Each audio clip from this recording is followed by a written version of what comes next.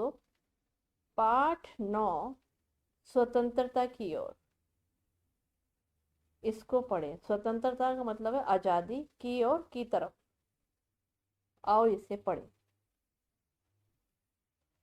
धनी को पता था कि आश्रम में कोई बड़ी योजना बन रही है। योजना का मतलब है कार्य करने की रूपरेखा। इसका मीनिंग है कार्य करने की रूपरेखा। धनी को पता था कि आश्रम में कोई कार्य करने की बड़ी योजना बन रही है, पर उसे कोई कुछ ना बताता, पर उसे कोई कुछ भी नहीं बताता था। वे समझते हैं कि मैं 9 साल का हूँ, इसलिए मैं बुद्धू हूँ। बुद्धू का मतलब होता है नासमझ व्यक्ति। वो सोचते हैं कि मैं 9 साल का हूँ, इसलिए मैं नासमझ हूँ, पर मैं बुद्धू नहीं हूँ। धनी मन ही मन बड़बड़ाया। बड़बड़ाया का मतलब होता है अपने आप से ही बात करी, अपने आप से ही उसने ये बात करी। धनी और उसके माता पिता बड़ी खास जगह में रहते थे। धनी अपने माता पिता के साथ, खास जगह का मतलब है विशेष जगह पर रहते थे। अहमदाबाद के पास महात्मा गांधी के साबरमती आश्रम में। कहाँ रहते थे? अहमदाबाद के पास महात्मा गांधी के साबरमती आश्रम में।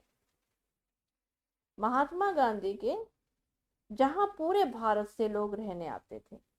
गांधी जी की तरह वे सब भी भारत की स्वतंत्रता के लिए लड़ रहे थे।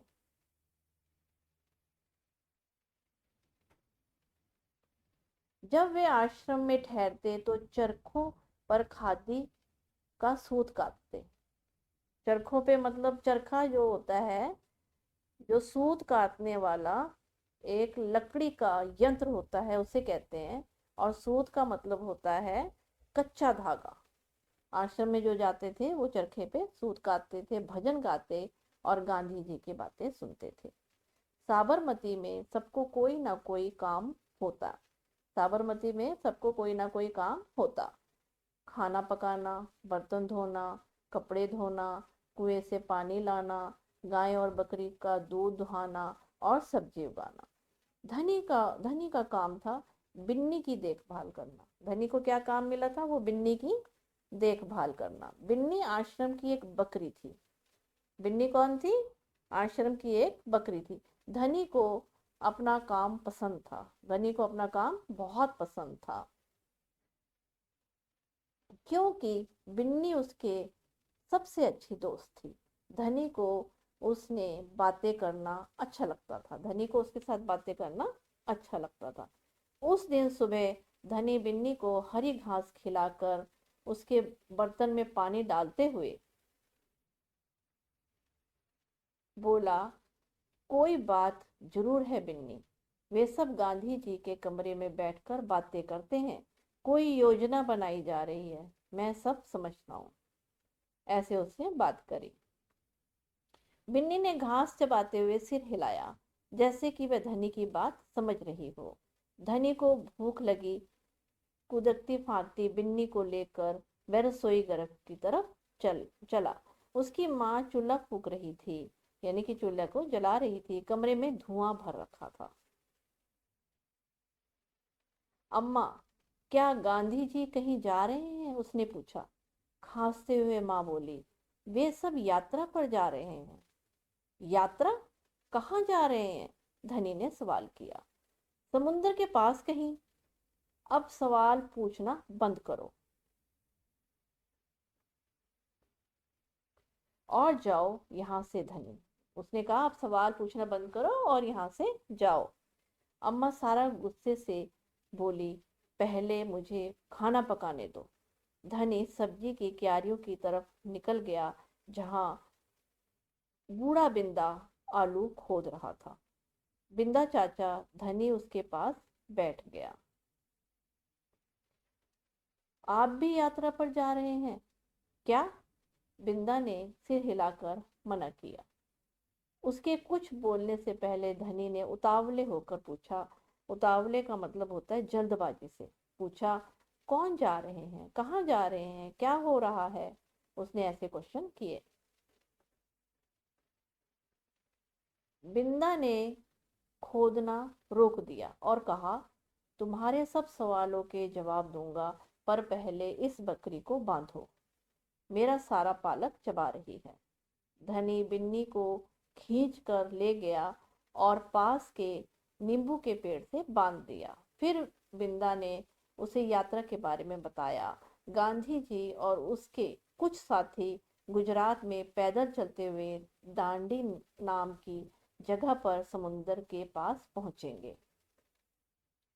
गांव और शहरों से होते हुए पूरा महीना चलेंगे। दांडी पहुंचकर वे नमक बनाएंगे। नमक? धनी चौंक कर उठ बैठा। नमक क्यों बनाएंगे? वह तो किसी भी दुकान से खरीदा जा सकता है। हाँ, मुझे मालूम है, बिंदा हंसा, पर महात्मा जी की एक योजना है। यह तो तुम्हें पता ही है कि वह किसी बात के विरोध में ही यात्रा करते हैं। विरोध मतलब बाधा, या जुलूस निकालते हैं। जुलूस प्रदर्शन के लिए जो निकाला जाता है उसे जुलूस कहते हैं, है ना? हाँ, बिल्कुल सही। मैं जानता हूँ, वे ब्रिटिश सरकार के खिलाफ सत्याग्रह के जुलूस निकालते हैं।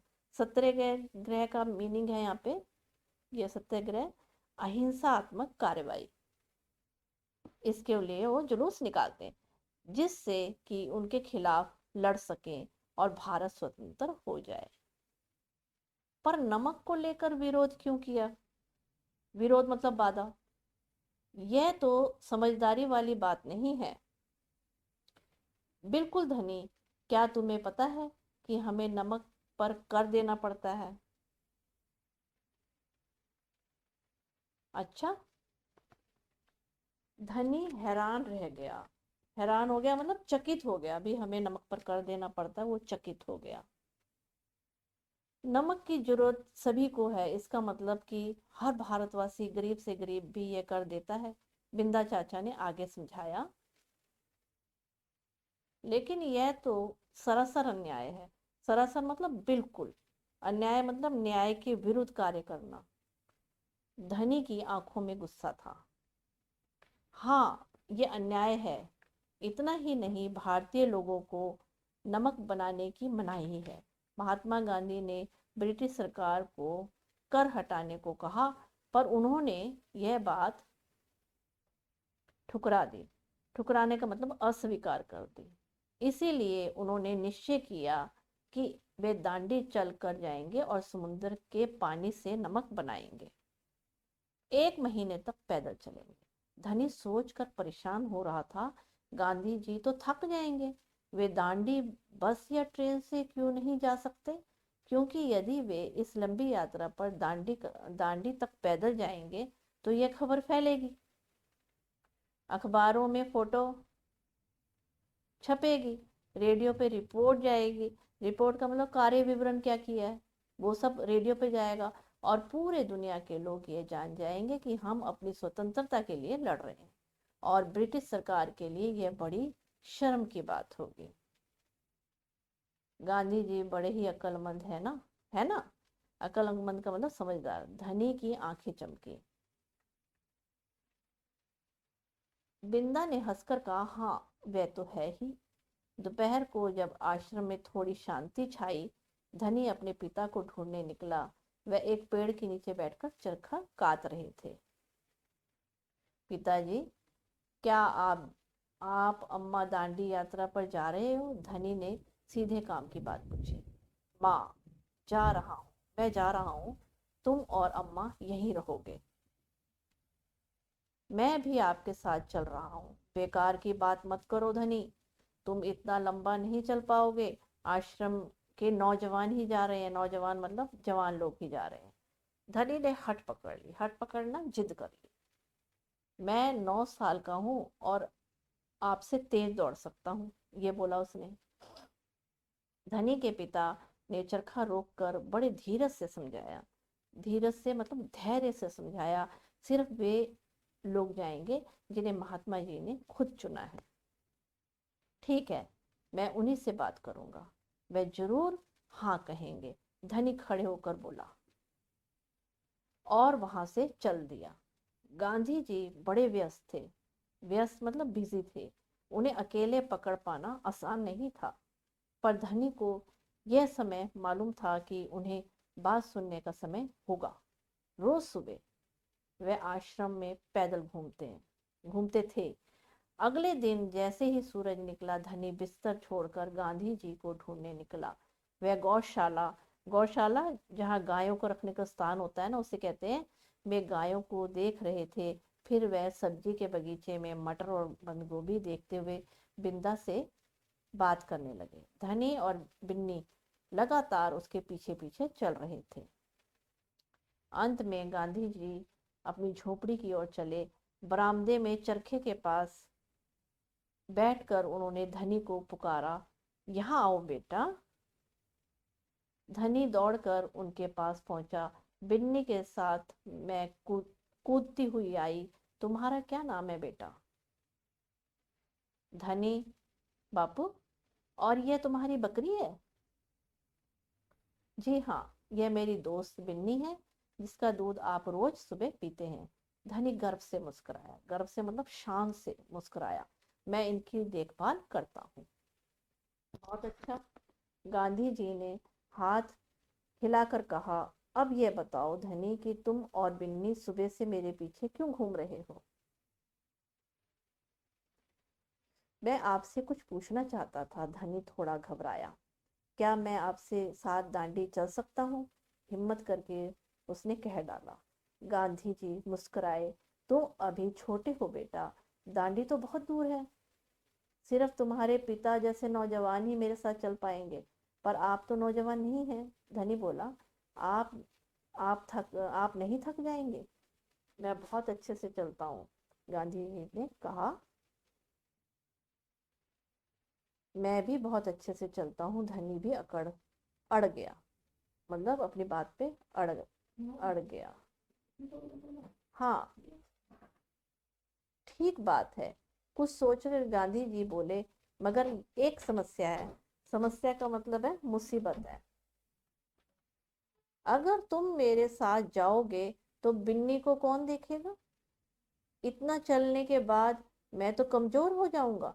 इसीलिए जब मैं वापस आऊंगा तो मुझे खूब सारा दूध पीना पड़ेगा, जिससे कि मेरी ताकत लौट आए। ये बात तो ठीक है। बिन्नी तभी खाती है जब मैं उसे खिलाता हूँ। धनी ने प्यार से बिन्नी का सिर सहलाया। और सिर्फ मैं जानता हूँ इसे क्या पसंद है। बिल्कुल सही। तो क्या तुम आश्रम में रहकर मेरे लिए बिन्नी की देखभाल करोगे? गांधी जी प्यार से बोले। जी हाँ, करूंगा। धनी बोला। बिना बिन्नी और मैं आपका इंतजार करेंगे। आओ अभ्यास प्रश्न की तरफ चलें। प्यारे बापू, इस कहानी को पढ़कर तुम्हें बापू के बारे में कई बातें पता चली होंगी। उनमें से कोई 3 बातें यहाँ लिखो। तो यहाँ पे हमें फिलअप करनी है सिर्फ 3 बातें। यहाँ लिखेंगे, वे रोज सुबह आश्रम में पैदल घूमते थे। दूसरी बात लिखेंगे, वे हर वक्त बड़े व्यस्त रहते थे। तीसरे में लिखेंगे, बापू अपने देश को स्वतंत्र करवाने के लिए ब्रिटिश सरकार के खिलाफ सत्याग्रह का जुलूस निकालते थे।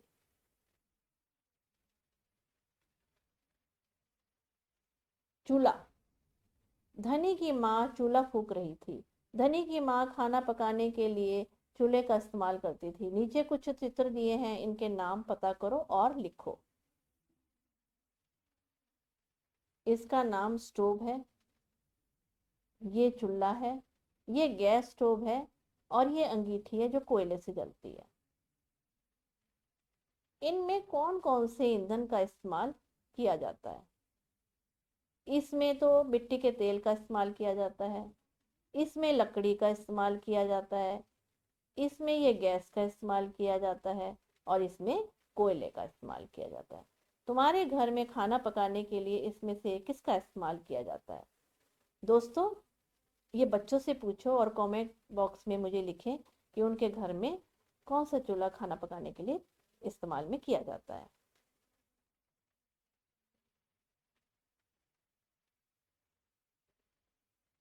कहानी से आगे। नीचे कहानी में आए कुछ शब्द लिखे हैं। कक्षा में चार चार के समूह में एक एक चीज के बारे में पता करो। तो इसके बारे में पता करना है। स्वतंत्रता, सत्याग्रह, खादी और चरखा।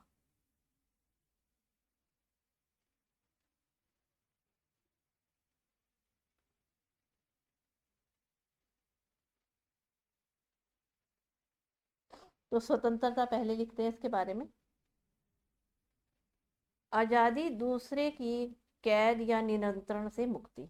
स्वतंत्रता का मतलब है आजादी, या किसी के नियंत्रण में रहते हैं उससे छुटकारा, मुक्ति। ऐसी स्थिति जिसमें बिना किसी बाहरी दबाव, नियंत्रण या बंधन के स्वयं अपनी इच्छा से सोच समझकर सब काम करने का अधिकार होता है। अब सत्याग्रह लिखते हैं इसके बारे में। इसका जो है सत्याग्रह में अपने विरोधी के प्रति हिंसा के लिए कोई स्थान नहीं, अहिंसावादी होना। सत्याग्रह का मतलब है अहिंसावादी होना। इसके बारे में खादी के लिए लिखते हैं। खादी भारत में हाथ से बनने वाले वस्त्रों को कहते हैं। इसमें क्या होते हैं, सूती, रेशमी, ऊन से बने हो सकते हैं। चरखा, चरखा एक हाथ से चलाने वाला सूत काटने का एक यंत्र है। भारत में चरखे का इतिहास बहुत पुराना है। वर्ष 1908 में गांधी जी ने मन में चरखे को देशव्यापी पहचान दिलवाने का ख्याल आया। कब आया उनको? 1908 में। देशव्यापी बनाने का पहचान उसके उनके दिल में आया, उनको ख्याल आया, तो उन्होंने इसमें चरखे के लिए स्वदेशी आंदोलन के दौरान चरखा हर घर में लोकप्रिय हो गया।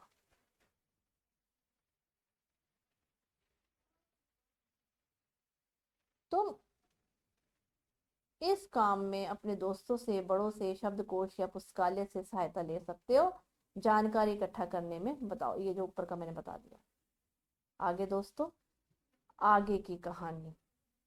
गांधी जी ने धनी से कहा, क्या तुम आश्रम में रहकर मेरे लिए बिन्नी की देखभाल करोगे? तो इसका उत्तर है,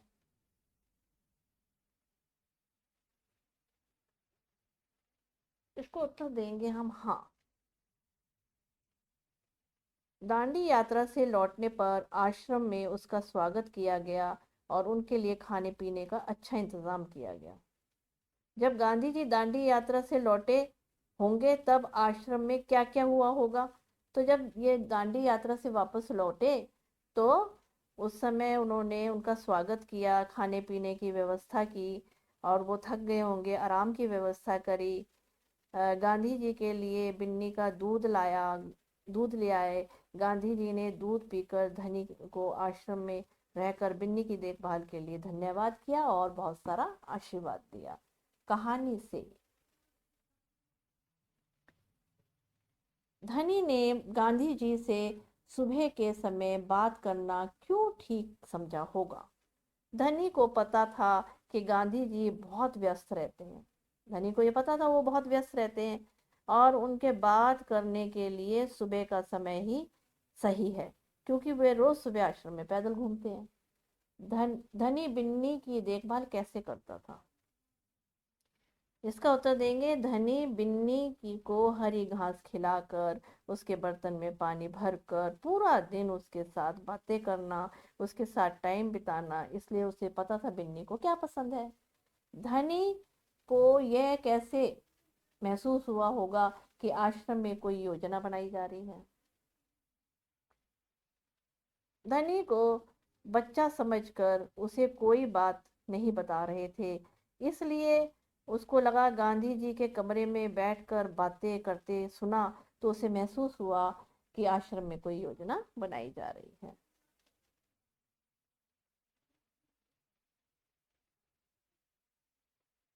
कहानी और तुम। अगला अभ्यास। क, धनी यात्रा पर जाने के लिए उत्सुक क्यों था?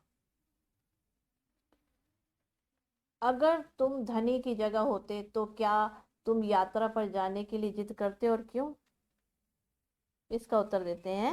धनी को पता था कि गांधी जी ब्रिटिश सरकार के खिलाफ सत्याग्रह का जुलूस निकालते थे ताकि अपने देश को स्वतंत्र करवा सके, इसीलिए धनी भी अपना योगदान देने के लिए यात्रा करने के लिए उत्सुक था।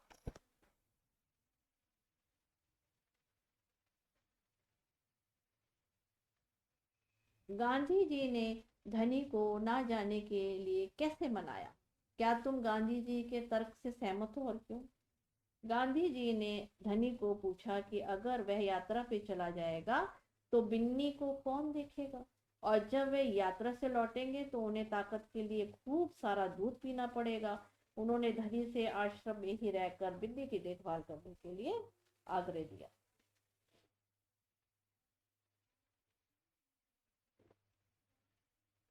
ताकत के लिए।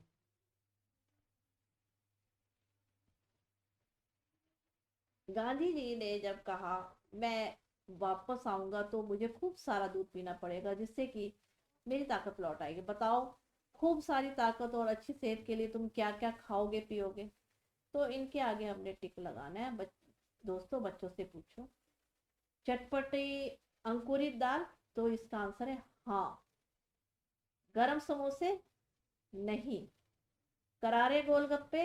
नहीं। कुरकुरी मक्का की रोटी? हाँ। खुशबूदार दाल? हाँ। मसालेदार अचार? नहीं। मीठा दूध? हाँ। रसीला आम? हाँ। गर्मा गर्म साग? हाँ। ठंडी आइसक्रीम? नहीं। रंग बिरंगी टॉफी? नहीं। ठंडा शरबत? हाँ।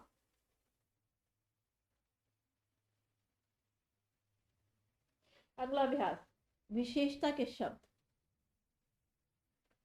अभी तुमने जिन खाने पीने की चीजों के नाम पढ़े उनकी विशेषता बता रहे हैं ये शब्द। चटपटी, मीठा, गरम, ठंडा, कुरकुरी आदि। नीचे लिखी चीजों की विशेषता बताने वाले शब्द सोचकर लिखो। तो ये हलवा के आगे हम क्या फिलअप करेंगे? गरम। पत्थर के आगे क्या फिलअप करेंगे? भारी। पेड़ के आगे क्या फिलअप करेंगे? घना। घना पेड़। कुर्ता के आगे क्या करेंगे? कलर कोई भी लिख दो, पीला, लाल, जो दोस्तों बच्चों को पसंद है। नमक के आगे क्या करेंगे? काला। चश्मा? काला। चींटी? नन्नी। झंडा? कुछ भी लिखो, सफेद या संतरी। अगला अभ्यास, चांद की बिंदी। नीचे लिखे शब्दों में सही जगह पर अनुस्वार और चांद की बिंदी लगाओ। तो ये शब्द दिए हुए हैं दोस्तों, ये यहाँ पे हमने अनुस्वार और चंद्रमा बिंदी लगानी है। धुआं में चंद्रमा बिंदी, कुआं में चंद्रमा बिंदी, फूक में चंद्रमा बिंदी, कहा में हा के ऊपर चंद्रमा बिंदी, स्वतंत्र में त के ऊपर बिंदी, बांध में चंद्रमा बिंदी, माँ में चंद्रमा बिंदी, गांव में चंद्रमा बिंदी, बंद गोभी में ब के ऊपर बिंदी, इंतजार में ई के ऊपर बिंदी, पसंद में भी सा के ऊपर बिंदी। किसकी जिम्मेवारी? अगला अभ्यास, धनी को बिन्नी की देखभाल करने की जिम्मेदारी दी गई थी। इनकी क्या क्या जिम्मेदारियां थी? अब माँ की क्या जिम्मेदारी होती है? पिता की और बिंदा की यहाँ इनके सामने लिख देंगे। माँ की खाना पकाने की, पिता की सूत काटने की, और बिंदा की सब्जी उगाने।